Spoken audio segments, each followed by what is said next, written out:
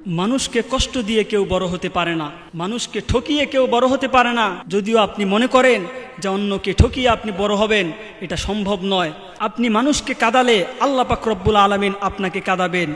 আপনি অন্যের ঘুম হারাম করলে আজ না হয় কাল আল্লাহ পাক রব্বুল আলামিন আপনার ঘুমকে হারাম করবেন। এজন্য মানুষের ক্ষতি করবেন না।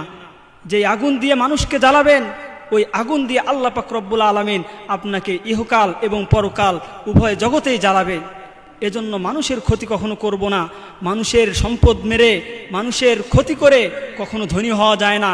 আজকে যদিও মনে হচ্ছে অমুকের সম্পদ মেরে আপনি ধনী হয়েছেন, অমুককে কষ্ট দিয়ে আপনি লাভবান হয়েছেন, আপনি আনন্দিত, মনে রাখবেন কারো চোখের পানি ঝরালে, কাউকে কষ্ট দিলে, কাউকে কষ্টে ফেললে এই কষ্ট আপনার উপরে আসবে, আপনার চোখের পানি ঝরবে, আল্লাহ আপনাকেই লাঞ্ছিত করবেন, বঞ্চিত করবেন। এজন্য কারো কখনো ক্ষতি করব না।